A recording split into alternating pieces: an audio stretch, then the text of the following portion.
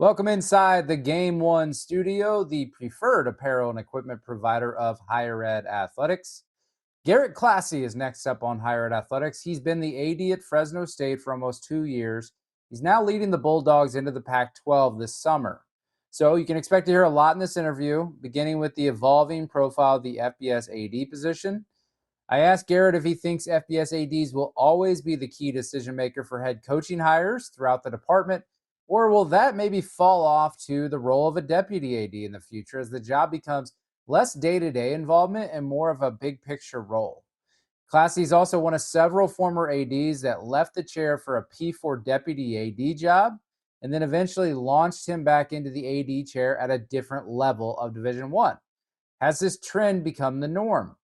He then talks about the relaunch of the Pac 12 and why it makes sense for Fresno State. Conversation ends with some advice for those that may feel like they came up in one area of college athletics. They feel typecasted, but they want to still progress towards the AD job. So Garrett Klassy, next up on Higher Ed Athletics. Thank you to Pilotics.ai for sponsoring this interview. More money, less time, lower costs. Visit Pilotics.ai.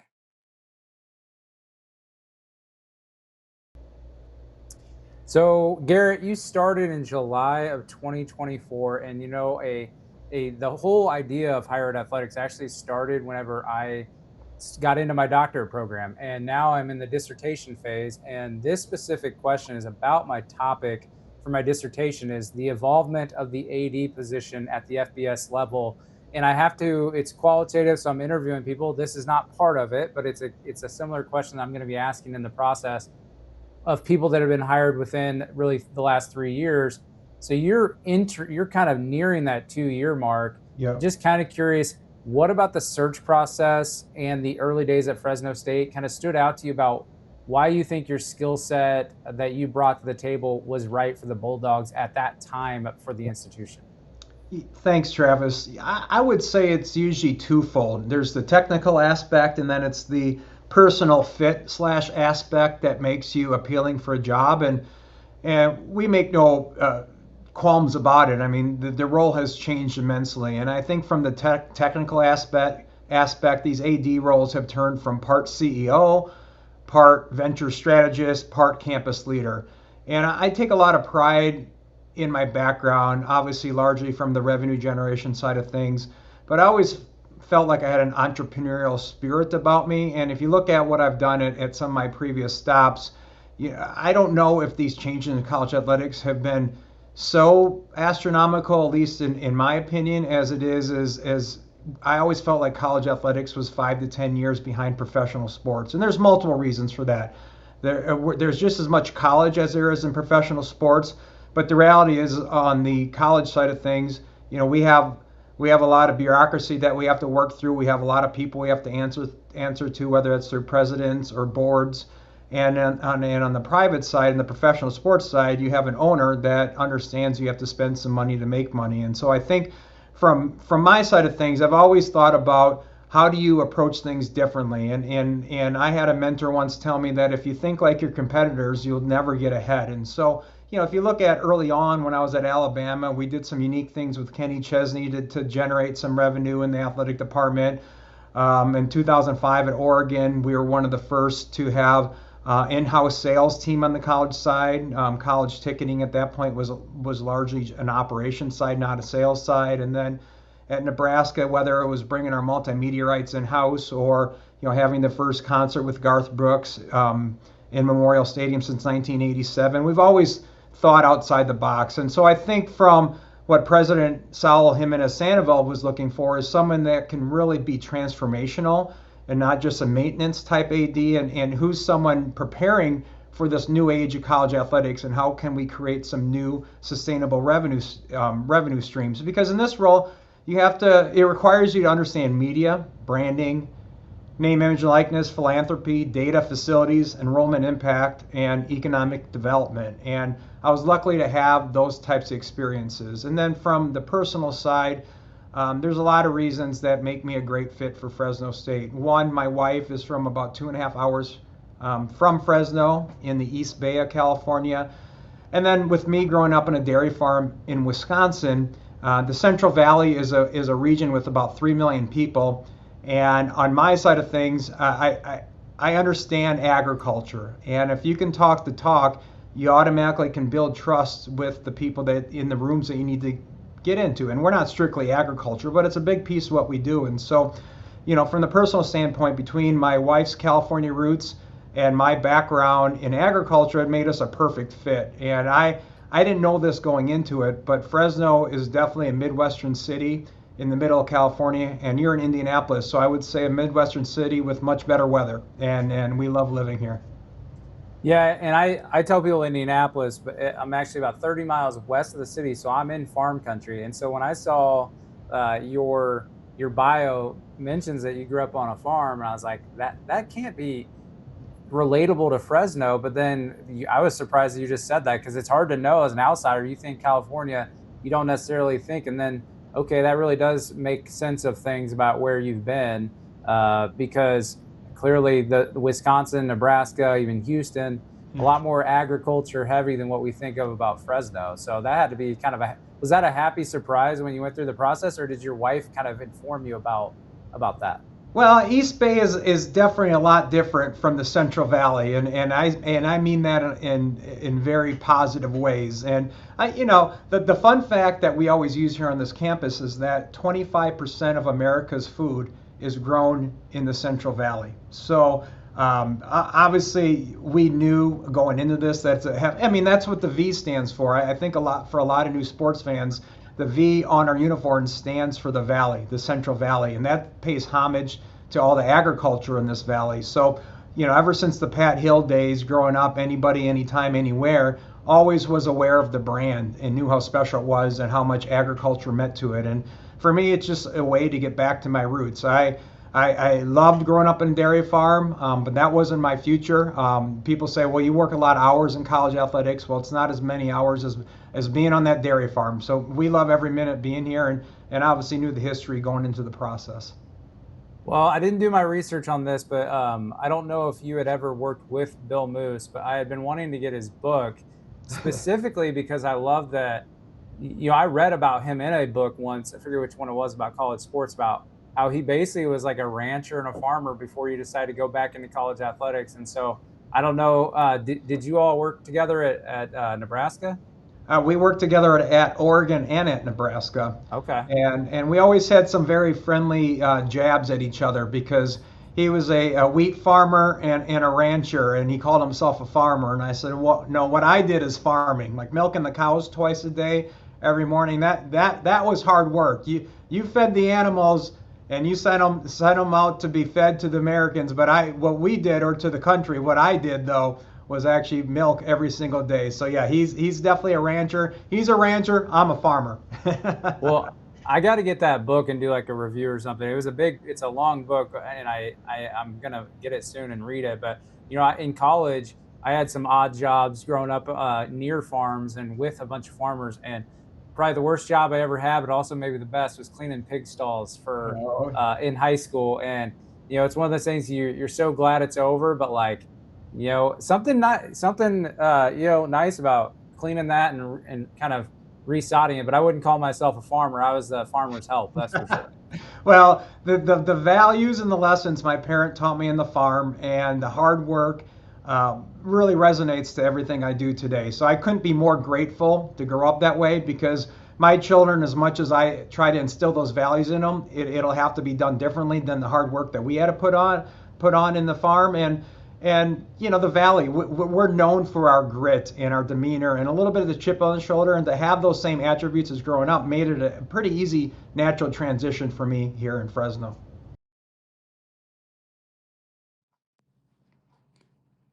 I got to tell you, I am bullish about AD Vantage. I've been telling everyone about it because it's data with context. It's the money ball for athletic departments.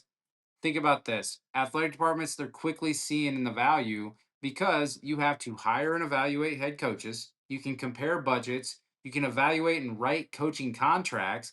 You can also maintain your own watch list for what's important specifically to different programs at your institution, whether you're the athletic director or you're the sport administrator. So don't just collect data, get the actionable insights at your fingertips by partnering with AD Vantage. Go to athleticdirectorvantage.com to schedule a demo because your competitors probably already have. Do you have a concern, or not necessarily a concern, but I'm wondering if coaching things like coaching hires is still always going to be the primary decision making power of the athletic director. We've seen presidents kick the tires on maybe different models of how they structure their athletic department. For example, do you think that this will always be the responsibility of the AD, or will we see either a GM or will it be a deputy AD that gets into these coaching decisions for at least some sports? Because you know you could still an AD could still find themselves fired for conduct of a head coach, for example. Sure. And so there's still a lot of risk there in giving that to someone else. But what do you think about that? Yeah, I can only speak for myself. I'm always going to be very hands-on on hiring head coaches, especially.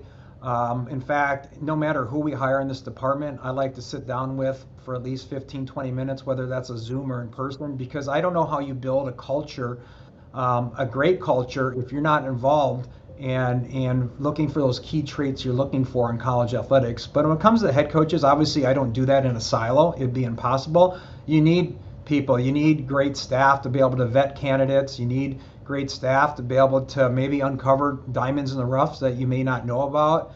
But they're always going to be involved. But at the end of the day, at least in my career and in the foreseeable future, I'm going to be making the final decisions on these coaching staffs and these coaching hires. Because if you think about it, when I came here, I inherited a really good athletic department, but I felt like we needed to really improve our culture. And if you look at Matt Ensign football, Ryan McCarthy women's basketball, Charlotte Morgan in softball, Mary Ritchie in golf, Gabe Bolton in soccer. One of the things I was looking for is who's someone that could really not just make their programs better, but make the entire athletic department better. And what all those coaches bring to Fresno State, and even some of the coaches I inherited. I don't want to minimize some of the great coaches we had here when I arrived here, but I need them to be able to hold people accountable. I don't feel like you can have a strong athletic department if it's just the AD holding people accountable. I need student athletes holding us accountable. I need head coaches holding our support staff accountable. We need to be on the same wavelength. We need to have alignment. And so with those hires we brought in here and the coaches that I inherited, it's really important that they understand what the expectations are. And that's helped us change the entire culture. And I don't know if you could do that effectively if you outsource that completely or give it to someone else to do. And outside of student athletes, I'm bullish. Everyone in the department is very, very important to what we're doing here. But outside of the student athletes, the coaches probably touch the student athletes more than anyone, and so they're important to what we're doing every single day. So, long-winded answer, Travis, but I can't see myself ever giving up the responsibility of hiring head coaches. Well, I'm certainly not advocating for it, but it is as you look at different models of presidents talking about, well, maybe we'll go this route, and then you have some places that have a GM that oversees football. You just never know, like, who's actually going to be making the final decision. That kind of does make me wonder, though, the involvement of college athletics and the transfer portal specifically, and then this managing rosters and retention. Has your approach to hiring and what you're looking for in a head coach changed on Yeah.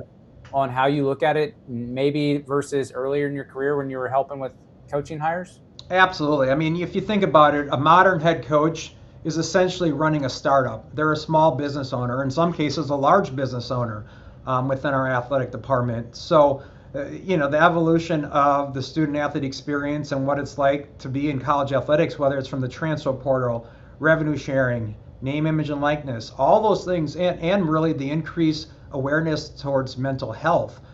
Those things are all really important. And so a head coach, as much as they would love for it to be just recruiting and X's and O's, that percentage of the job responsibilities has changed immensely in the last 3 to 5 to 7 years. And so I need someone that can run a business, someone that can that can delegate, as we talked about earlier, and someone that knows their roster and their personnel, and someone that can work well with the rest of the support staff that they have. Fresno State, we don't have 350 staff members like we had in Nebraska. We have a lot of people that are doing multiple jobs that have to help with football, have to help with all the sports every single day. And so, do you work well with others? That's very important. But yeah, to conclude, I mean, absolutely.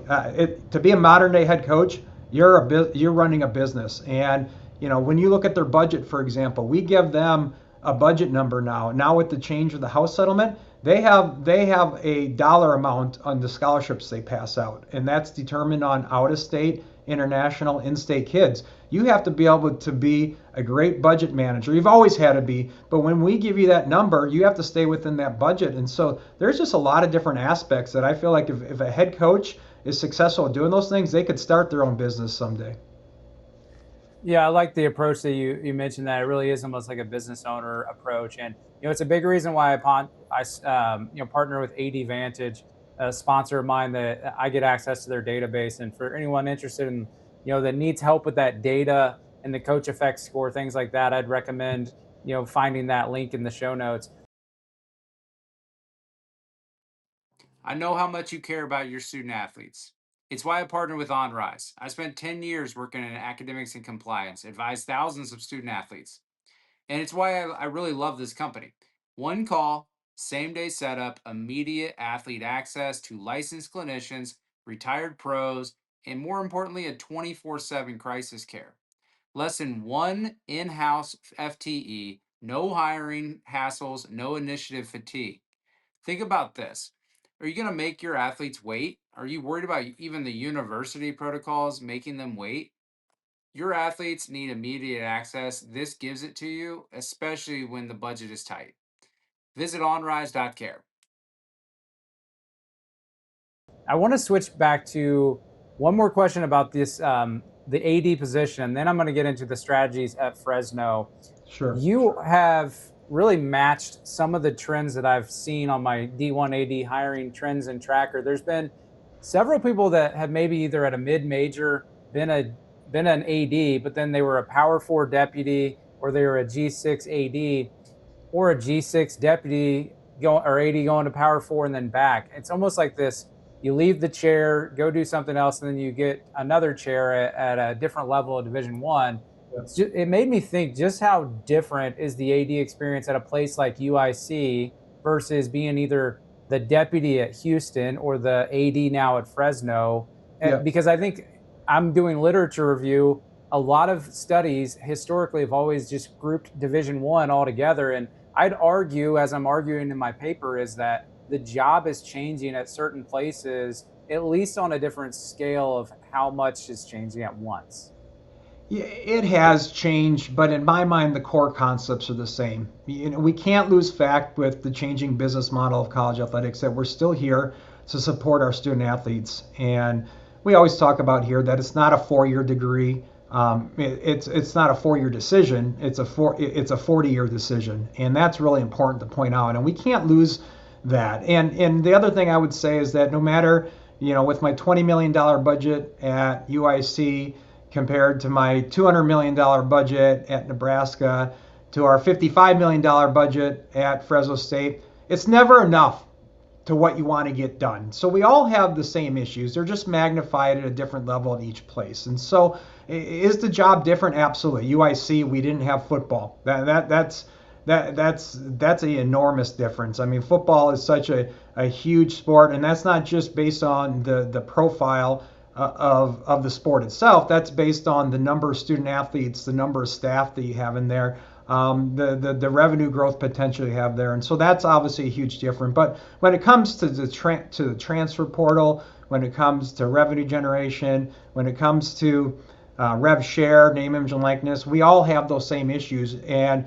maybe some of our brands are stronger than the rest, but there's ADs at the 1 AAA level, at the FCS level, FBS level, A4, Group of 6, you name it. There's ADs at all those levels that are really talented. And when you go to these conferences and you go to these events, we all commiserate with each other because we have something in common. The SEC problems aren't just the SEC problems, and the Big Sky problems aren't just the Big Sky problems. Like, there's a lot of things that translate from the Big Sky to to the Big Ten, or the Big Ten to the Sun Belt. And so I think it's important to really understand that, yes, is it a larger scale some places? Absolutely, but we still have to be true to our core. It's still about the people, and we're still trying to provide the best student athlete experience as possible.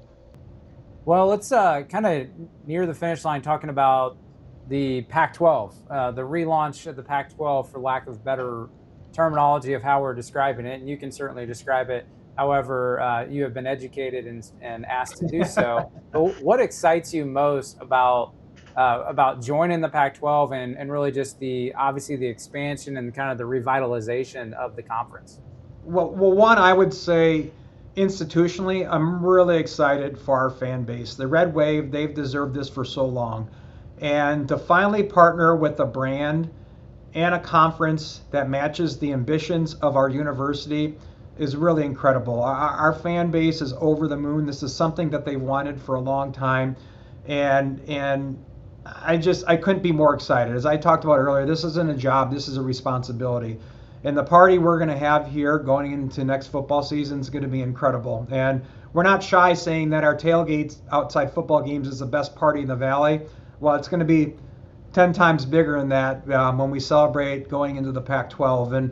And so you're already seeing the merchandise all over town. We're really celebrating it. And then from institutionally, it's great.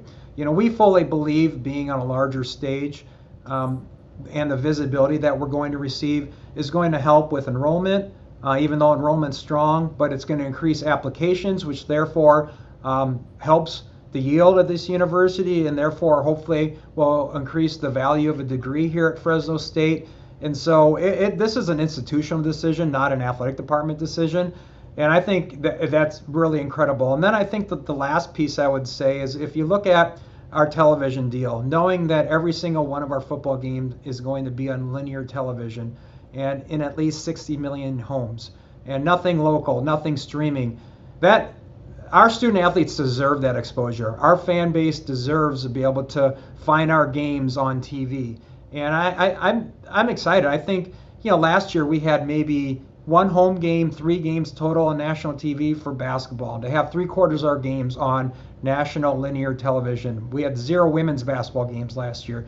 To have at least 5 to 10 on national TV this year. This is the exposure we need. And if we're going to grow this thing, we need that exposure. And we're already seeing the returns on our investment, or our decision to go into the Pac-12, on our apparel deal that's coming up. We're seeing it on our new sponsorship deals that we're working on, just because of the exposure that all of our assets are going to receive having this new television deal. And so that's really exciting. I think the other piece is that we know we need to grow. I mean, we're not going to the Pac-12 for a participation trophy. We're excited to be there, but we're going there to build the next version of what major college athletics looks like. And I said this earlier at an event, the SBJ event in Vegas.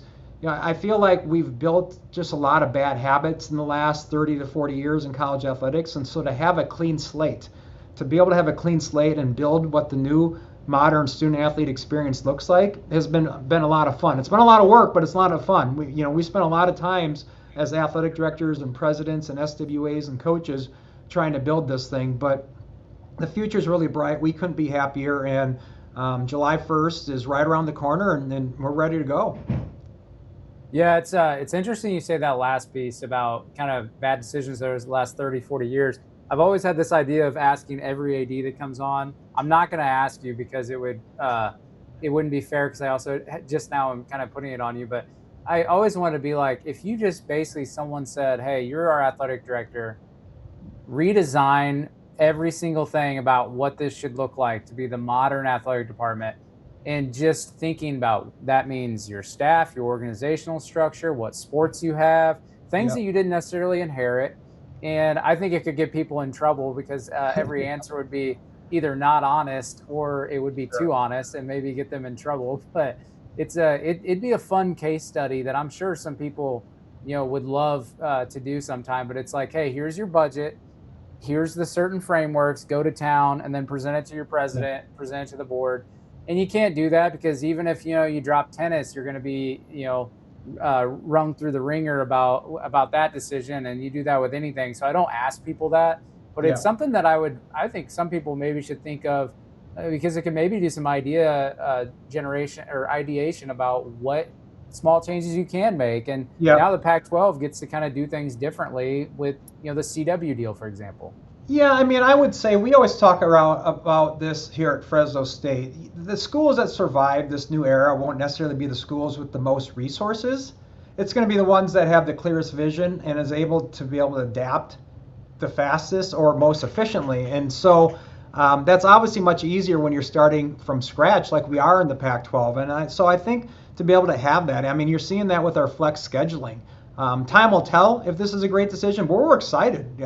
Can we protect getting our best team into the CFP? Can we get a couple teams that are maybe at 5 wins the last week of the season, bowl eligible, to increase our visibility? I think it's to create that nimbleness, and not having to unwind or rewind a bunch of decisions previously. I think that does give us an incredible advantage, and we want to make sure that we capitalize on that advantage. Game One is a one-stop shop for premium college athletic uniforms, apparel, equipment, facility products, and more. From partnerships with teams and organizations to work and dedication with local communities, Game One continually strives to take on every day, season, and competition with excitement and purpose. Focus on an intercollegiate athletics business model that has grown by almost 30% in the past year. Game One continues to expand its sales and service model in this space. For partnership opportunities, please contact Tim McMurray, Vice President of Collegiate Partnerships at tim.mcmurray at game-one.com. Oh, yeah, they make a nice shirt too. Well, I want to end it with, I usually ask just general advice, but one thing I was thinking about is I've been asked a lot, really in the last like 2 years, when I started doing more individual analysis of athletic director hires and press conference videos that I watch, is people feel like they're in a box. I mean, for example, they'll say, I came up through the compliance ranks or the fundraising ranks, and Yep. now we're seeing the position continue to evolve. And someone might be watching this and seeing, this looks like a trend of these AD hires. I need to basically like check off a box, like I need to get these responsibilities. But what would your advice? You came up as a fundraiser, I would say, and then now you've turned into not just fundraising, it's also revenue generation, and that's kind of evolved like a tree growing. So Yep. kind of curious, like what your advice would be for someone that feels like they need to get different areas of responsibility without maybe having to leave their school, but like just how if you were trying to come up the ranks today, how you would navigate differently. Yeah, I'm still very old school. There's this, I started. I don't consider myself a fundraiser, even though that's been a majority of my career. I started in the ticket office, and I'm very proud of it. And the reason I believe in the ticket office is that you you touch every part of the athletic department. You have internal operations from the business side of things, your revenue generation from the revenue side of things. You deal with donors, you deal with coaches, you deal with student athletes. And so I'm really proud that that kind of set my core beliefs and what I do here. Obviously transitioned more into revenue generation and fundraising, which helped me get into this chair. There's no doubt about it. But I just think we spend too much time in this business saying you need to network and you need to have network here, network there. Well, I don't believe in the squeaky wheel gets the oil. I believe in hard work. I've never lobbied for a job. People have found me. I'm sure I've applied for jobs, but the reality is that until I got to Nebraska, I didn't get a job based on someone I worked with previously. This was all come about from hard work, and if you're good, people will find you. And so, just be that person that if you're an entry level or you're just starting out, volunteer. Like I don't care if you're in the ticket office, then go help facilities take tickets at event. Or if you're in facilities, volunteer at some fundraising donor events. I just think you need to be able to have a pulse on everything that is happening in your athletic department. And one of the things I think I do well, or I hope I do well, is that the areas that I'm not experts on, I try to hire those areas to be on my executive leadership team so they can be experts. So I have an expert, but it doesn't mean that I can just leave those areas alone. I have to understand what's going on in those areas because I'm the one that's held accountable for it. And so to me, I just think we oversay network, network, network. Now you need good mentors. I'm not trying to minimize that, but just work hard. Just volunteer. Try to touch every single different area and always learn. And just don't always learn from college athletics. There's great things going on in professional sports. There's leagues internationally. The Indian Cricket League, they do a lot of unique stuff. The racing leagues in Australia. You just have to be a student of the business, and you have to spend more time learning and doing than always just networking. The networking is going to come naturally. You do a good job, you get put on committees, you meet people organically. But don't be going to NACTA and bringing 100 business cards sitting in the lobby, interrupting conversations because it's a contest how many cards you can pass out. Just work hard, and things are always going to work out in the end for you. Yeah, I like that you focus in on that, also being kind of a student of the business, because you could argue now more than ever, there's no shortage of things you can learn from. Like you mentioned there's books in different sports leagues, Yep. and then you can read that. You can listen to podcasts, you can watch, find a YouTube video on Savannah bananas for all I Yep. care. Yep. Find something like that, because when you're in a room and the department has to be creative right now, any good AD or senior deputy is going to be asking their staff, what do you think about this, or what are some creative ideas? Like you helping get Garth Brooks, to a concert series. That was a creative idea a few years ago, and Yep. I got to see the one at Oregon at Autzen Stadium, and I don't know if you had any role in getting that set up, or if Nebraska No. came first, but I loved seeing that. I was like, this is so creative, and in new ways like that people can pull ideas and then just write them down, write these ideas down, and then apply it. Train yourself to think, how could this apply to my athletic department that I'm working in? And you get a good idea, I'll partner that with hard work and a little bit of faith and luck, and you might be surprised at what that could do for you. Yeah, and I would say there's two things I'd end with. One, what we do in college athletics, unless it's something very specialized like, team doctor, strength and conditioning, nutrition, but for the most part, what we do is not rocket science. So you need to work hard. You need to be a student of the business. You need, when I hire someone, experience is obviously important, but not as important as if you care, you have a passion, and I know you're going to run through a brick wall to be loyal, and I know you're going to work as hard as anyone. I mean, those are the traits that stand out to me. You can train people with what we do. You don't necessarily have to be born with a skill set. And then I think, following up with that, it's ideas are great. I love ideas. I'm an idea person, but the value is in the execution. So don't just get online. There's more information available to us now than ever. So just don't write down the ideas, Travis. Make sure you can work with someone that you can show that you can execute on these ideas, because it's so funny. I get probably 20 emails a day at my athletic director account that says, hey, you should do this, you should do that. Well, yes, I'd love to do all those things, but it's a bandwidth, and having the right people and resources to execute that's where the value is. Garrett Klassy, Fresno State Athletic Director, thanks for coming on Higher Ed Athletics. It's been fun to get to know you and more about the Bulldogs. Absolutely. Appreciate what you're doing, Travis. Thank you. Thank you to Pilotics.ai for sponsoring this interview. More money, less time, lower costs. Visit Pilotics.ai.